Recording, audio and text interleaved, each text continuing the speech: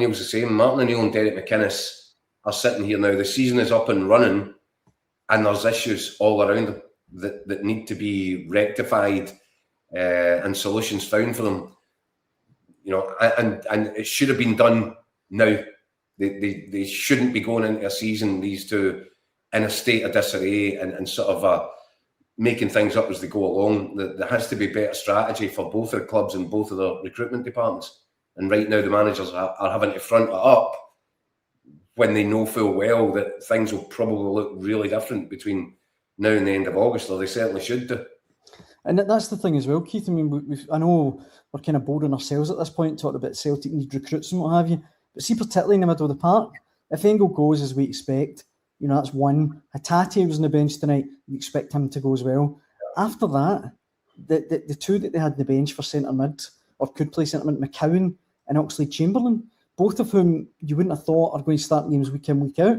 So I know Mika Bauer's been linked, but you think at least one other midfielder on top of him is required. Well, I think the frustration from a Celtic fan's perspective is that Mika Bauer's, you say, been linked. Aye, exactly. They've been playing footsie with the guy for about 4 weeks now. Mm-hmm. So there's no time for dragging these things out. It's going to cost an extra $500, whatever it is. They have to be aware there's a necessity to give these players to Martin O'Neill, get them out at Lennoxtown and get him building something. Because it's complacency that will kill Celtic in the end. And it's complacency which continues to haunt this Celtic board. Every time the transfer market opens for business, they seem to be caught by surprise. It's like when a plane lands at Glasgow Airport and there's nobody to get your bags off. People are amazed that a plane's just arrived at Glasgow Airport. Celtic seem to be amazed every time the transfer window opens. And that's a dereliction of duty in many regards. Aye, no, I completely agree. I think it's going to be, we said this on the show last week, which Celtic can't afford more kind of last day, deadline day madness. But I think we're kind of set up for it again. It kind of feels like that's where we're heading. Yeah, well, look, that's a real high-risk strategy from the board then.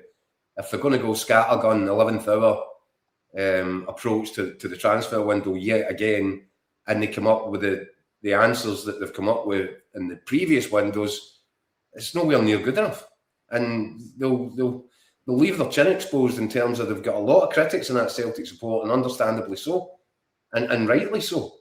So, having had a good look at what's in front of them right now in terms of likely departures, positions that need filled, they've not given themselves a lot of time. You would have thought, given the criticism that they've come in for and the critiques they've been getting from their own support, that they would have had more of a strategic approach to this particular transfer window. But right now, it looks as if they're juggling spinning plates again. And it's, as I said to you, right now, it feels as if there's more questions and answers around this Celtic side right now and what the season ahead looks like. They could really do with getting the finger out and continuing. I did say, Casper Who, the fans have to be satisfied, although that wasn't a brilliant debut by any manner of means tonight. You have to be satisfied that your club is prepared to go out and bust its own transfer record in order to bring you in a Champions League ready striker, a guy that scored goals at the highest level. Yes, it wasn't great tonight, but you would expect that there'll be a big improvement there. £6 million on top of the £11 million for Who is spent on Duran. There's 17 million quid. That's fairly impressive stuff. That's aggressive approach to the transfer market that has been lacking at Celtic. But it crumbles away to nothing. And you go back into the red in terms of the feelings of the supporters. If you now go through the next phase, which is selling players, important players for big profits, and your squad and your starting 11 gets weaker with every turn. And there's still the issue with Callum McGregor. And when I looked at that performance again tonight, Celtic were at the best tonight when Callum McGregor was on the ball and speeding up the tempo and playing passes through people and getting a grip of the action. He's still such an important player for Celtic. The mind boggles what would happen if Callum McGregor gets to the end of this window and says, nah, this isn't for me anymore. Aye, no, completely. It just struck me tonight when I was looking at the team.